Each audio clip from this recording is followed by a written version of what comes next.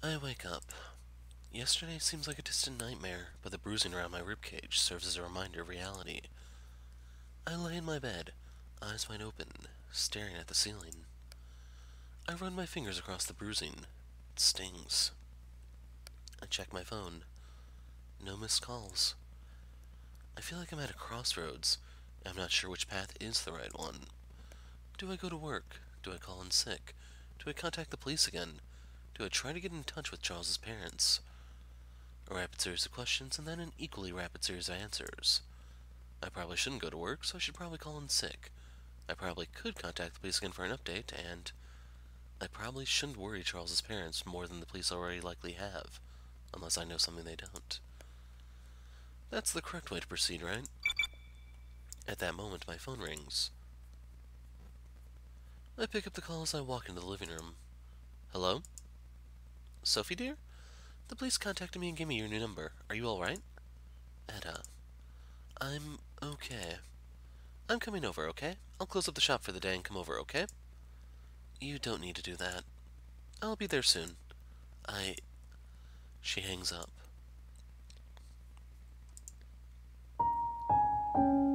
You just have the worst luck, don't you? Not really. It's got nothing to do with luck. It was planned and carried out with intent. I'm still in my bathrobe, but Etta makes no indication of even slightly minding it. She goes on. First your friend, and now this stubborn, awful man having done God knows what. She grabs my hand and leads me to the couch. Sit down, relax. I'll make you some tea and sandwiches promptly. Going against Etta's will in these things is futile, so I don't. Thanks. Moments later, I have a hot drink and a stack of sandwiches before me. Etta initiates a conversation about my well-being, but I immediately interrupt her.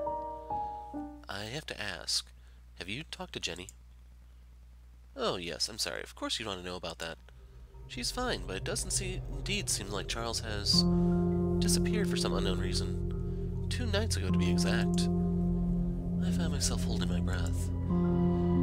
They had just had dinner with the executives when Charles opted out of post-dinner drinks. Jenny assumed he had gone back to the hotel, but when she sent him a text asking about his sudden exit, she began to wonder. He didn't reply, of course, which she says isn't common. She did, however, assume he had gone to bed for the night early that day. I shift around nervously as my anxiousness increases. He hadn't. I just know he hadn't. I feel so dumb, useless, helpless, like there's nothing I can do. Well, it is the police's job, not yours. The best thing you can do right now? Yeah, there's a missing word there. The best thing you can do right now, no matter how hard it may be, is to stay put and relax. I nod. I know she's right, but it doesn't make me feel any better. Could you, give me Jenny's number? I sort of deleted it, of sorts. Without skipping a beat, Etta replies. Sure thing. I'm sure she'd be delighted to hear from you. Hardly, but I let that go unsaid. I expected at least to laugh, but it seems serious times call for serious demeanors. I hand her my phone. She soon returns it and I press save. So, are you okay? Did he hurt you? Not really. I think back on the bruising around my ribcage. My fingers hanging out without me thinking about it. Not really as in that you're not okay, or not really as in he didn't hurt you. This is no time for ambiguity, dear. I'm fine, mostly, I guess. Both. She sighs and begins to stroke my upper arm. The hardest part is that they haven't gotten back to me yet, though. And it's really, really hard. I can't help it. If he did something to Charles and stood in the way of his dream from being fulfilled, I'll kill him myself. My grip around my phone tightens. They'll call, soon, I'm sure of it. And it looks like she's about to continue showing her new 3 assurances, but she stops in her tracks. Her gaze meets my fingers, and my fingers meet my bruise under the robe. Are those bruises? It's not too bad. I make the bathrobe even more snug around me. Let me see, dear. No need to be shy. I sigh and reluctantly open my bathrobe a bit. Right where my bra ends, the bruising stretches itself to both the right and left from the circular point of impact. And I guessed at the extent of the bruising unfolded before her. It's not bad as it looks, really. Oh dear. Her surprisingly delicate fingers met my bruising, sending a burning feeling across the affected area. Did someone check this out for you? No, I told them I was fine. So what if that pig broke a rib of yours or something? It'd feel worse, wouldn't it? Then again, I wouldn't know. I've never broken a rib before. Guess that's just the type of person I've become. It aches like hell, yet by reflex, I try to minimize the worry coming my way. I feel a sadness culminating in my chest. Charles once told me I shouldn't put myself down. Is this what he meant? Stupid. I know the answer to that question, but I let it remain unanswered. Edda stayed by my side for the remainder of the day. She cooked, cleaned, and cared for me as if I were a wounded stray cat she picked up off the street. It was nice, but at the same time, it's painful to rely on people. She made my mind wander off in a good way, however, and that, above all, was appreciated. Then evening came upon us, and I returned home. Once again, I was alone in the house. Sounds that hadn't been noticeable during the day became more apparent. Every time the wind moved with enough vigor to make my house creak, I reacted to it. The paranoia was slowly starting to set in. I didn't want it to, so I did my best to ignore it. It was past 9 p.m. and the police still hadn't called. With my arms wrapped around my knees, covered by a blanket, I huddled up on my sofa. I stared at my phone's bright screen. When the loud ringtone reverberated throughout the room, I jumped in fear. The screen shone even brighter too, stinging my eyes. At first, I couldn't move. Then I snapped out of my frozen state and quickly picked up. Charles? It wasn't Charles. It was the police, and they'd been in contact with Charles's tour organizers. My stomach turned into a knot from anxiousness as I awaited the bad news. The detective on the other side of the phone call seemed perplexed, which didn't ease my consciousness at all. It's the strangest thing. He whispers those words as if talking to himself, or to no one in particular, but certainly not to me. They tell me he showed up at the first location, only not to show up for the second. The lady, Jenny, seemed very confused as to why they had all been positively surprised at how well their performance had turned out. The last time anyone saw them, they were out celebrating success. I gripped the phone harder. I don't like this. I don't like where this is heading. Well, that's all we really know for now. Your friend has been confirmed missing. Half a day of travel away from here, by the way, and the matter will be investigated by local police. Panic has gradually filled me at the brim, and I can't contain it any longer. It was him. It was him. I know it was him. I yelled these words, but the detective remains unfazed. We don't have any leads, and certainly no evidence that indicate he's behind it. All we have is what he told you. We won't rule the possibility out, don't worry. No matter what, stay put and let us investigate this matter. If anything comes to mind that could help us out, call us immediately. Then the call ended. An itch had started to spread. First my forehead, now arms and stomach. My brain went into overdrive. It desperately wanted to play detective, so I pulled out a notebook and started mapping out the clues available to me. Even if it didn't lead to anything, I'd happily take the opportunity to let all the negative energy within me go into something. On the night of the attack, for how long had the man been waiting in here? I'd been in the cafe until very late, so it's possible he'd been waiting for several hours. In fact, perhaps he assumed I'd be at work that day, so is there a chance he had been waiting since around 5 p.m.? It seems likely. I don't have a set schedule and I work more days than I don't, so it's only safe to assume I'd likely get off work around that time. Charles's place of disappearance was about 12 hours away on the train from here. If he did do something to him, did he do it on that same day or on the day before? I don't know if Charles actually returned to his hotel room that night, but since he didn't reply to Jenny's text, I'll assume he didn't. He had declined drinks around 9 p.m. and headed to somewhere that wasn't his hotel room. It was the last time anyone saw him. The train trip back accounted for leaves a gap of around 8 hours. A total of 8 hours unaccounted for. For starters, it definitely would have left plenty of time for the man who traveled back to here. As I've been told he didn't have a driver's license, he must have indeed taken the train. Even if he could drive, it's unlikely he'd risk getting caught that way. Charles, what in the world happened during these 8 hours? As if a fairy guided me out of my inner world for a moment, I look around me. My eyes focus on something that I previously hadn't noticed. It's not mine, and it's certainly not Charles's. The bag. Chills. The police must have missed it as well. It doesn't stand out at all. For all they know, it could have easily been mine. Once more, I'm thrown into a frantic state of mind. I rush over to the bag. I suddenly feel very cold. Trembling. Heartbeat increases. Light sweating ensues. Despite this, I bring the bag over to my living room table. Quickly and carefully, I begin to empty it of its contents. They flood out, overlapping many times over. Pictures, lots of them, of myself, Charles, and Jenny. Gloves, a password-locked laptop. Well, the thing that stands out to me the most. A train ticket. Destination. I frantically look for the timestamp. Arrival. I shouldn't be doing this. I should have contacted the police the moment I found the bag, yet I didn't.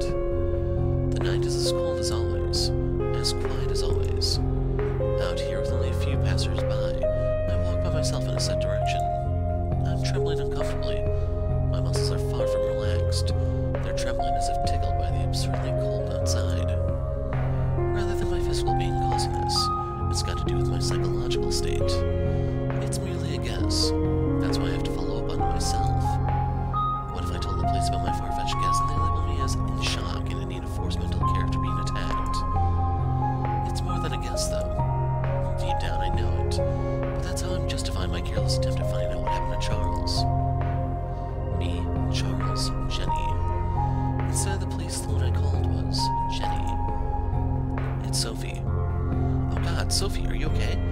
I heard what happened. I'm so sorry about everything, and... I'm fine. Where are you right now? Well, my mom ordered me to come stay with her until the situation's dealt with, so I'm in a taxi from the airport right now. Really? Well, you know the bar close to my place? Tell the taxi to drop you off at the park right next to it. Give me a call when you're getting close and I'll meet you there. Okay, but why? Because I need to talk to you. And that's where I'm headed now, a few minutes off.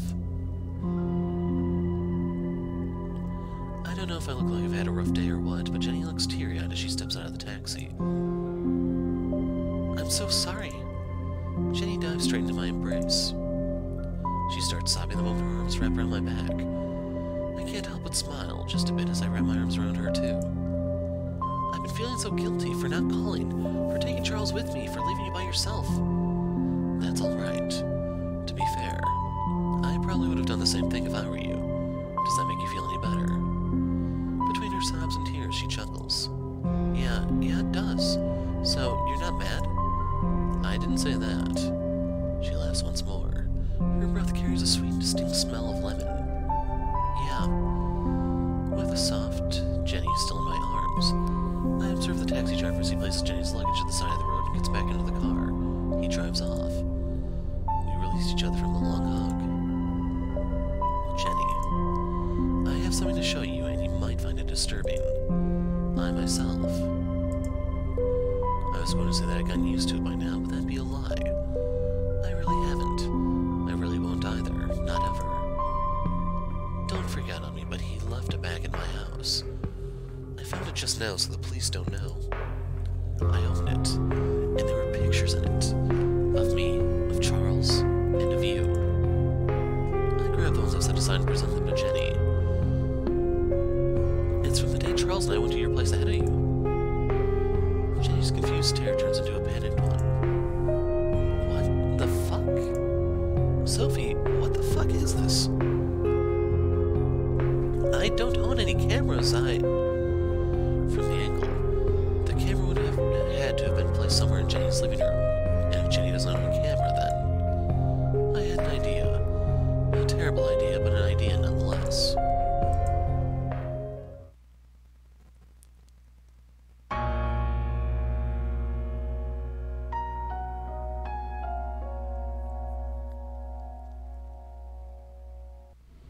One thing led to another, and with that, we were on our way to Jenny's apartment. This is like the worst possible idea, isn't it? Quite possibly. Why are you so calm? I'm honestly terrified. No idea. On some level, I guess I'm past that point. Half true, half denial. I remember the man's knee pressing firmly against my chest, making it hard to breathe. I shudder just thinking of it. But she's right. I am being driven by some kind of morbid curiosity, and it's numbing my emotions. My heart is on fire. Determination. The cold winter night is as rugged as ever. The closed storefronts make me feel like we're walking through a ghost town. Silence. Soon we arrive at Jenny's apartment building. We step inside the building, and Jenny is quick to call out her observations. I see my neighbors still haven't returned home. I look over at their postbox, and just like Jenny's, it is brimming with contents. The sun shivers down my spine. Perhaps no one would hear our screams. I move towards the staircase without commenting on it. Let's go. Steps echo throughout the staircase. Once we reach Jenny's floor, I stop in my tracks and observe her course of action. I figured. Jenny reached for the tiny porcelain figure, gave it a good shake, and produced the key from within. It's late, so I whisper, "Do you always keep it there?" I mean, yeah, I'm a bit of a klutz, you know. This way I never lose it. She makes a hand gesture disregarding my obvious concern. No one knows anyway. Never see my neighbors. I never have. Not up here, at least. Yeah, but what if? What if what? What if someone was observing you without your knowledge? What if someone saw you place the key there? Jenny's expression turns pale. Chills go down my spine. I had never really considered that. Sophie, you're scaring me. You naive child. That's the one thing I refuse to ever be again. Naive. I grab the key from her hand and unlock the door. I step inside. It's dark. If it wasn't for the moonlight, I wouldn't even be able to see my feet. The first thing that strikes me is an unusual smell. I can't quite place it. I want to ask her about it, but I'm trembling, so I'm not too confident being able to ask her without giving away the state of my inner world. They say paranoia spreads, and I've got plenty to go around. For Jenny's sake, I'll contain it. Click. Jenny flipped a switch from the sound of it. No lights turned on, however. Sophie, the lights won't turn on. I don't reply. I'm busy remembering the exact same scene that awaited me in my own home earlier. It's scaring the hell out of me. Jenny pulls out her phone and turns the flashlight on. I turn around towards her, but all I'm met by is a strong light. Don't point it at me. Sorry. Has this happened before? The lights, I mean. Not that I can think of. I mean, my apartment's always been kind of poorly lit, but the power or whatever has never gone out like this. Where's the switch for the living room lights? Up to your left. I slowly move forward. In one determined motion, my finger flicks this plastic switch. Nothing. So the power is out. Of all the times it could occur, why now? Jenny remains behind me. I can almost sense her fear as if it was radiating from her. It's contagious. Can I have that? She exhales and reluctantly hands it over to me. She'd been pointing it at my back the entire time, so now I moved it around the apartment. I began a scan of the room, thinking I'd shine light at it from the left to the right until a circle had been completed. As the specific segment of the room came into view, I felt like my heart was going to jump out of my throat. A train ticket. Destination here. I frantically looked for the timestamp. Arrival. The day before Charles's disappearance. On the living room floor, a mattress had been placed. Furthermore, someone had clearly been using it. Creased up bed sheets, a pillow that was with a light, slightly yellow tint. The mattress displaced in comparison to its neat surroundings. That's not yours, is it? I look over at Jenny. She looks shocked as she shakes her head. Sophie, give me that. I'm calling the police. Yeah, just a second. I look around the room once more. I think back on the photo of Charles, Jenny, and myself. The angle should place a camera right around here. I trace the books in Jenny's bookshelf. Then a gap, and within it, a camera.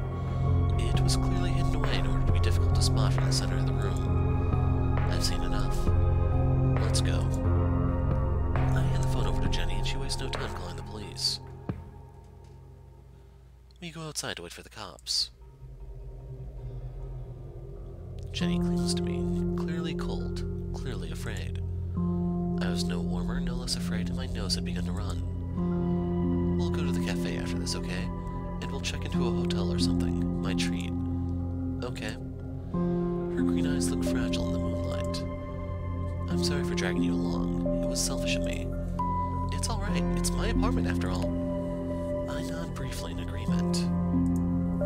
Still, I wasn't sure about the camera and definitely didn't think we'd find proof of an unwanted homestayer. Also, there was a train ticket in the bag I found along with the photos and some other stuff. The timestamp would have made it impossible for my invader to have abducted Charles or anything of the sort. Do you have any ideas what could have happened to him? Before she gets to reply, and sooner than expected, a single policeman comes walking our way. Our looks collectively change direction and stand up as he moves towards us. That was fast. Jenny calls out to him. He sluggishly approaches us. Sluggishly? His facial hair is in desperate need of attention, and his clothes are ill-fitting. It might have just been my imagination, but I swear I saw the tiniest grin being flashed among the shadows for just a brief split second. There was a disturbing, undeniable fact about it. There was something wrong with it. Each step slower than the previous, the figure moved across the untouched snow. Dirt was being left on the pristine white blanket without a noise, one grimy boot imprint for each step. I sense how I almost stopped breathing in anticipation. He was directly in front of us now. I tense up immensely. The figure, slowly and controlled, moves a hand into their inner pocket, only to begin making some kind of motion inside of it. Evening. You live up there, isn't that right? These words are clearly directed towards Jenny, but his eyes do not meet hers. Instead, his gaze wanders around us. Yeah? Right. I had an undescribably strange feeling in my gut as he walked up to us, but now I know I'm not imagining things. I suddenly establish a firm grip around Jenny's wrist and pull gently. How did you know she's the one who lives here and not me? Chills instantly run down my spine as I realize we might once again find ourselves in a bad situation. Bugs crawl all over me. Filthy, disgusting, muddy bugs. His stare is nauseating. It feels as if my soul is being tainted. It felt as if he had read my thoughts. Perhaps he was just really good at spotting changes of attitude in people. Regardless of which, his thus far unfocused eyes locked right onto me. Nausea, nausea, nausea, those filthy bugs. Wish they'd just go away. Well, now you've put me on the spot. You know in movies how the hunter sometimes tells the hunted that they're too smart for their own good. Well, wouldn't it be fitting if I were to say the same thing right now? I can't move. I want to scream too, but I can't. Paralysis. Dear little Sophie, you're too smart for your own good. It is your prerogative to obey or disobey, but I think you should dial it back a bit. It cause you less issues, you know. His neutral glassy stare had turned into a taunting grin. Jenny whimpers. Get away from us. I managed to produce these words despite my furious heartbeat. No, I just wanted to say goodbye to my two favorite ladies in the whole wide world. Sophie Kong and her little apprentice. How I've loved to see you in the flesh. The man takes a step forward. You see, I don't think we'll meet again for a good while. I have matters to attend to, and you were rude enough to call the actual police. It honestly makes me sad to the core that you didn't want to spend more time with me. With the two of them gone, I'm all you have left. You know, I was planning on surprising you both up there inside the unknown world of darkness. Wouldn't that have been a wonderful surprise? I would have enjoyed you both so much, in every way possible, until you broke, and more. Fat groans as his nails meet his already visibly greasy beard. His expression takes an intoxicated shape, one of obvious arousal. Far away in the distance I hear the direct, distinct sound of sirens. Is this what means to be saved by the bell? Well then, playtime is over. Farewell. Oh, before I forget, you know how much I like surprises, don't you, Sophie? Well, I have one more in store for you. It's a real good one. The man chuckles and begins to briskly walk away into the dark. What the fuck? It is what it is. You still want to become famous? It's fantastic. Until the veil of ignorance dissipates, at least. Jenny doesn't reply, but instead gives me a terrified look. I'm shaking, yet putting on this act is necessary for Jenny's sake, so I try to clear my head. It'll be fine. The real police will arrive at any time. That's what I told myself, over and over. Soon, they did arrive.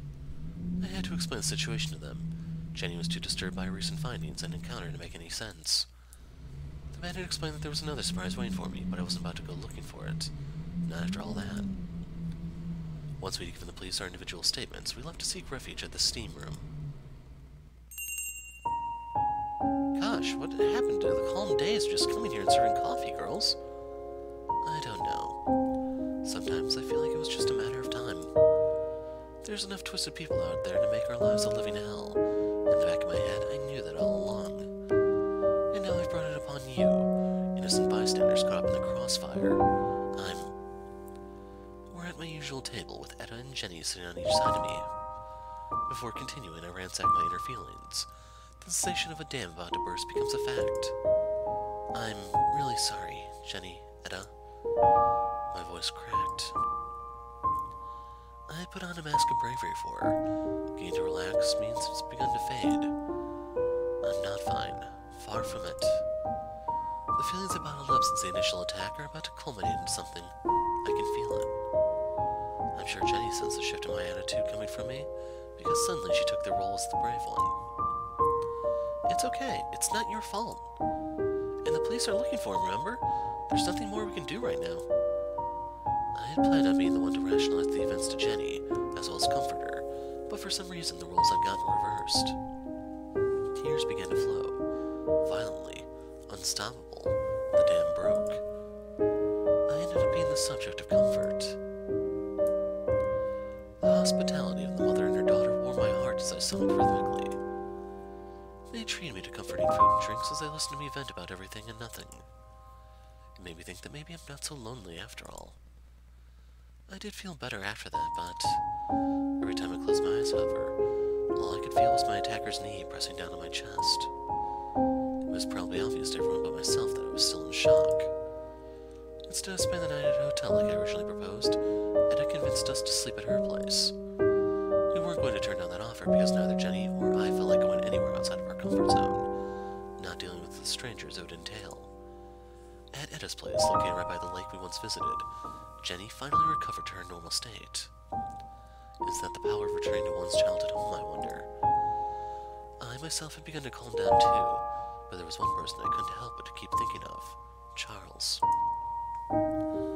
I've been wanting to continue picking Jenny's brain about what possibly could have happened to him, but I didn't have it in me to bring up something unpleasant and ruin the mood we'd spent the last few hours establishing. It was 3 a.m., and we had been through a lot that day. Due to this, I found myself falling asleep quicker than I could have dreamed of.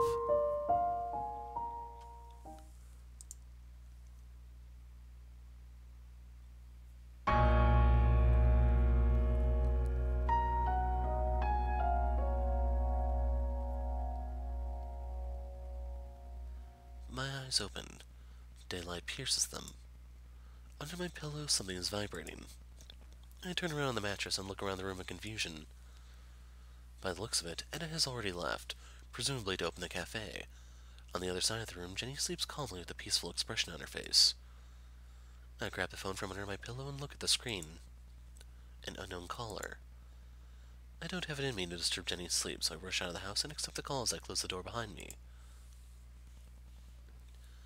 I stand on the porch in my stockings, but that is the least of my worries. Hello. The voice of the same detective I once spoke to exits the speaker of my phone. Sophie, where are you right now? At my boss's house. Why? Remain there, and no matter what, do not return home. Do not return home. Why? Why can't I return home? We believe we may have located your friend Charles. My heart felt like it jumped out of my chest as I processed these words. They found him at my house, and I can't go there? Why? Is this the final surprise? How can they possibly expect me to stay put? My anxiety levels have shot through the roof. My blood pressure is far too high for a calm Saturday morning. Temples pounding. What did they do to you, Charles? Guilt had been gnawing at me since last night. It was consuming my nerves. The reason all of this is happening is because of me. I dragged them all right into it. I returned to this town to live a peaceful life, but perhaps I'd been naive. Did I really expect none of my past ghosts to come back to haunt me?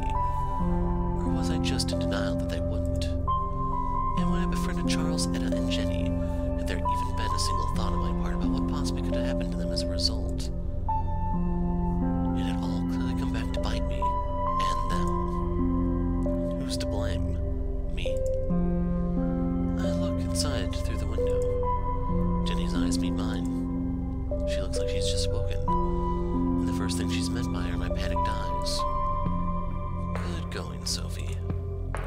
A brief moment later, she has joined me outside. So they're saying they could have found Charles, and that you aren't able to return home for now? Found? What does that even mean, found?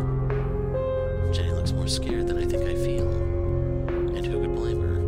She has never been through anything like this. I've at least gotten warmed up to the prospect by many past incidents. No, none like this one, though. It's never been this bad. There's no way I can tell her that, though. I don't know. They told me just to stay put and wait. Jenny shifts around. That goes for you, too. I'm just so nervous.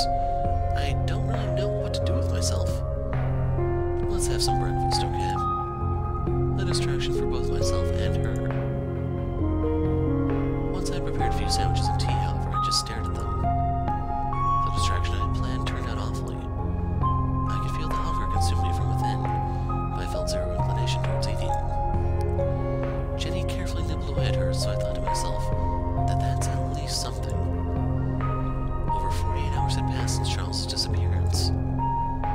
What this meant, I didn't know, but I feared for the worst. The minutes passed in silence. They felt like an eternity to me. When the phone finally rang, it was as if everything so far had led up to this moment. Did you find him? On the other side of the phone, I could hear a deep sigh. Well, no. We're not quite sure what's going on. Not sure? What does that even mean? A rush of anger surges through me. Not sure. Speak clearly so I can understand you. The detective sighs once more. I'm sorry to be worrying you, but we assumed the phone would be connected to its owner. Yes, I'm saying we found his phone at your place, right on the kitchen counter. We were able to trace it using the phone's built-in tracking software. The battery hadn't even dropped below 50%. What? Well, it sure didn't used to be there. I would assume as much. Was this the surprise? Could it really be? What it meant I didn't know, but my mind had gone dark places in regards to what they'd find in my house. But there was still hope then. I wanted to relax. I really, really wanted to, but I couldn't. Not yet. So that's all then. That's all. Can I return home yet? You can. Though I wouldn't recommend it. You're better off somewhere else. There's still someone out there, as I'm sure you're aware. I'm too tired to care anymore. I'll keep the doors and windows locked. I can't stop you, so if you feel that's the right thing to do, go ahead. Yeah, I'm done playing their games. Jenny was hesitant in my proposal, but ultimately she offered to walk me to my house. Jenny, I've been meaning to ask you something. Yeah? I know you probably went over this with the police several times, but what do you think happened to Charles? Did something happen that evening? Anything at all that stood out to you? If I'd remembered anything like that, I would have told the police already, as you'd suggested. Do you think he was abducted? Jenny looks as if she's about to tear up. I really don't know, Sophie. Yeah, didn't think so. I've told you what I told the police. Everything was going great. He was his usual self. You know, the usual Charles, the one that's brimming with motivation. Charles's punchable face could be seen before my eyes. Though I suppose he had mentioned you in his own way. He didn't like leaving you like that. Not any more than you did, I'm sure. We soon arrived at my house. You're not super ultra mad at me, right? The kind where you want to kill me? I flash her a bittersweet smile. How could I be? You're both just following your dreams, no? I wouldn't want to be the one to stand in the way of that. Even if that means I have to be alone, I think to myself. It's easier to portray yourself as an angel than to actually be one. I don't like it, though, but that's my problem, not yours. Yeah, I figured you'd say that. And Charles? As if someone had been listening in to interrupt the conversation at the worst possible time, I received a text. For some reason, I felt I had to check it. 1 sec, Jenny. An unknown sender. 2 words. Turn around. And so I did. At that moment, I almost dropped my phone. You bastard. I ran up to him and punched him in the shoulder. Then I embraced him with all my might. With his arms tightly wrapped around me and tears forming my eyes, I knew I wanted to kiss him. So why didn't I? Probably some stupid reason I don't remember myself. I might even have made something up for myself, a reason not to. Upon reflecting on it in hindsight, I realized it was because it would be harder for us to go separate ways right after that. Yeah, that sounds like a fair conclusion to me. I wasn't going to stand in the way of Jenny and his success. I'd already decided on that. All those weeks ago, deep down. No matter how conflicting it was, there was one thing I didn't want to do. Hinder him from reaching his goals. I hated the position I'd left in. I had been left in, but on some level, I knew it was my problem and mine alone. I don't know what the future has in store for us, but the immense guilt I'd feel for having stopped him from becoming the best he could be would have been enough to cripple me for life. It was no exaggeration. I hated everything about the industry. On some level, I still do. But that hatred was too selfish a reason to make Charles stop before the finishing line. I had managed to suppress my feelings and let the logic take over. I had made the right decision. Before parting ways, he whispered in my ear about how drunk he had gotten by himself instead of with everyone else. He called me self-centered, but the moment I heard those words come out of his mouth, I suspect it was because of me. Perhaps he felt bad about leaving me, or perhaps he realized his attachment to me just like I realized my attachment to him. He had lost his phone that night, and didn't notice its absence until the day after. Returning to the hotel where Jenny and the others stayed, risking being seen in his pitiful state was something he felt the need to avoid. He was out of harm's reach the entire time. Now, having gotten a glimpse of the possible consequences of careless actions, he was ready to face his obstacles head-on. And I cheered him on. The mystery had come to an end. We all returned to the lives we were supposed to live. By myself. Once more.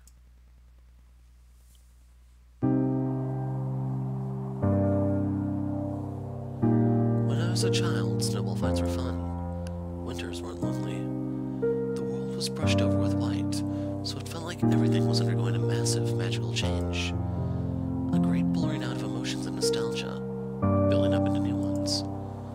It was a truly wonderful time. I was taught in school, or was it from Mommy? I can't remember, but I was taught that snowflakes were special. Each one, when scanned closely, has its own pattern. Each one a star. Winter storms were the blasts of stars whirling in the winds, scattering over the buildings, brushing against the leaves. These stars contaminated the sights of the humans who walked down the winter streets and felt cold. They were surrounded by these beautiful, intricate stars, shimmering in the whiteness. Sadly, the cold was too harsh for them to see. That's why I feel that every winter has its own particular symphony, its own particular dance of notes which wind out of the blur into an individuality of stars, the violins, the sprees, the trumpets, that way. Cornucopias of song and sorrow played in the patterned beauties, and the humans who existed among them. Stars are intricate, distant things. Are stars hot or cold? I remember decorating my books with little 5-pointed stars when I was young. They seemed so close when drawn in such a fashion. The windows would rattle from the cold, and I, pressing my face against the glass, would see the snow and feel all the stars, all the closer as I breathed. The mist of breath hot, the stars of snowflakes cold.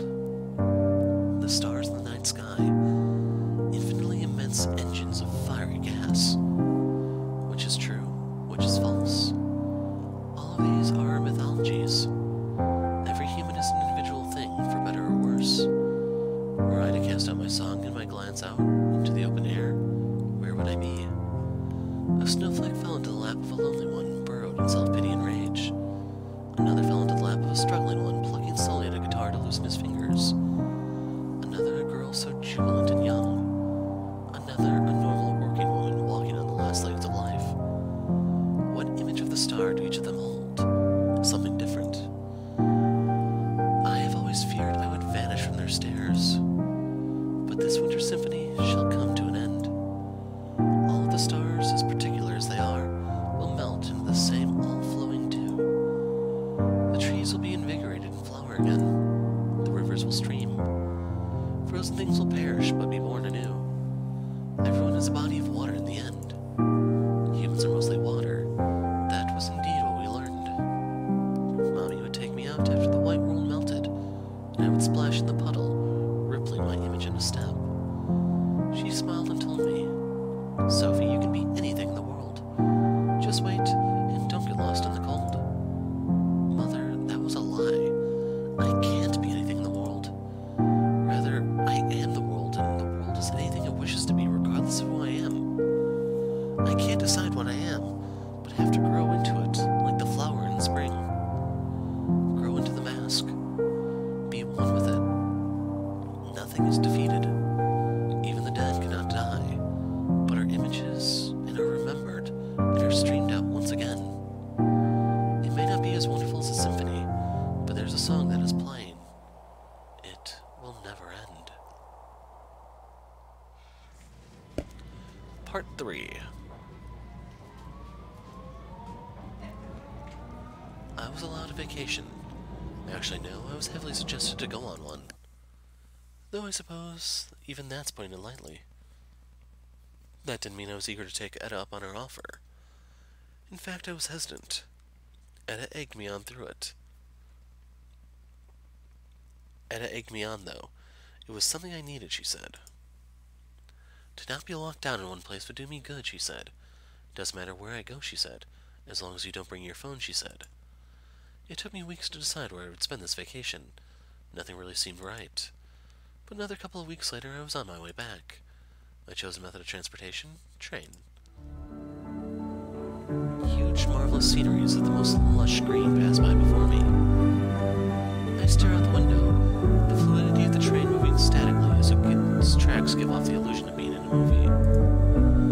The images flash before me in rapid succession, similar, but not overlike. Melancholy hills, flat meadows, murky valleys.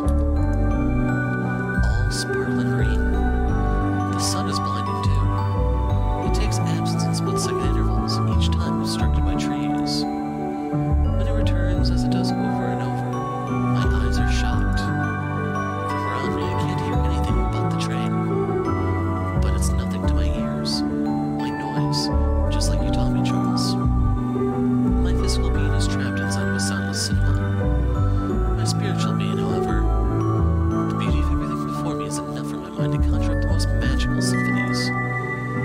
These symphonies befit it all, and they weave into one with the sceneries, forming a constant stream of well-being.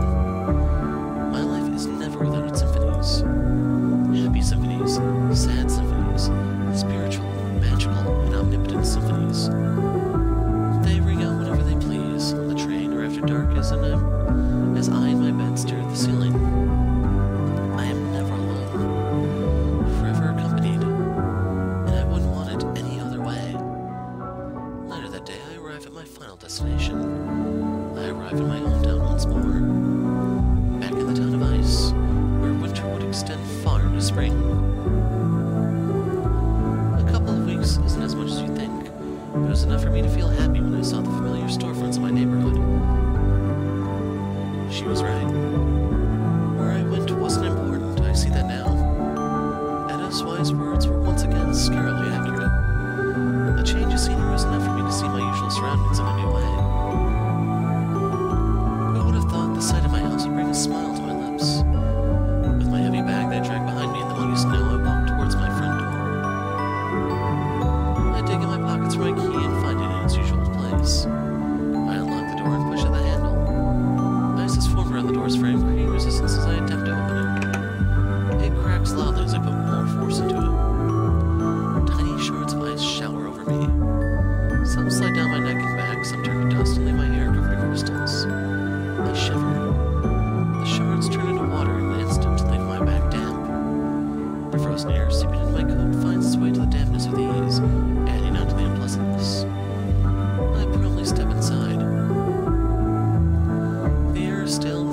is definite proof of human absence.